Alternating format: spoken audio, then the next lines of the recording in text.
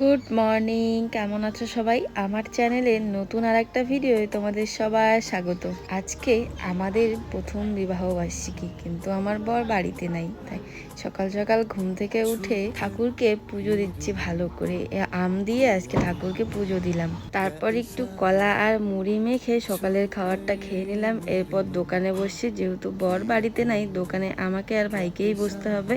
বাইরের আবহাওয়াটা দেখো কতটা গরম আবহাওয়া। আজকে নিরামিষ, সেরকম রান্না নেই। দুপুরে আমরা আজকে এগুলো দিয়েই খাবো। আর আকাশটাকে দেখো কিরকম কালো ঘন মেঘে ভর্তি হয়ে গেছে। আগের বছর যখন আমাদের বিয়ের দিন ছিল, এই দিনে কি যে বৃষ্টি ছিল, কি আর বলবো তোমাদেরকে। ওই রকম বৃষ্টি সবাই জীবনে প্রথম পাইছিল যেদিন আমার বিয়ে হয়েছিল। এরপর ভাই আর আমি চলে যাচ্ছি একটু বাজারে। একটু সারপ্রাইজ প্ল্যান রাখছি, যেহেতু বর রাত্রেবেলা বাড়ি ঢুকবে। মাঝে আমি একটু পার্লারেও গেছিলাম। আসার পর পুচু তো আমাকে দেখে পুরোই রাগ হয়ে গেছে, যেহেতু ওকে ছেড়ে গেছিলাম।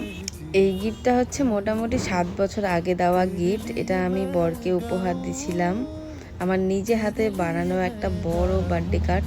কোনো একদিন সময় পেলে তোমাদেরকে ভালো করে দেখাবো। আমি জাস্ট দেখতেছিলাম নষ্ট হয়েছে নাকি। হ্যাঁ, একটু নষ্ট হয়েছিল, বাট টোটালটা ঠিকই আছে। এখন বাজে রাত 11টা 45, আর এদিকে বর চলে এসেছে। তারপর আমি এটা বরের জন্য কেক নিয়ে আসছিলাম কাটবো বলে।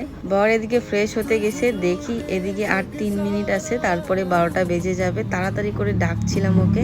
এদিকে তো বর আমার গামছা পরেই রেডি। তারপর গামছা পরেই আমরা কেকটা কেটে নিলাম। আমাদের অ্যানিভার্সারি, যেহেতু ফার্স্ট অ্যানিভার্সারি, সেহেতু কেক না কাটলে হয় না। তোমাদেরকে বলবো, বর কিন্তু আমাকে ভালো একটা গোল্ড উপহার দিয়েছে, তো সেটা তোমাদেরকে পরে দেখাবো। এখন দেখাবো না, কারণ ফ্যামিলি ইস্যু হয়ে যাবে। তো যাই হোক, আজকের আমাদের এই ভিডিওটা কেমন লাগলো অবশ্যই কিন্তু কমেন্টে জানাবে। আর আমার বরের গামছা পরাটাকে ইগনোর করে যাবে জাস্ট।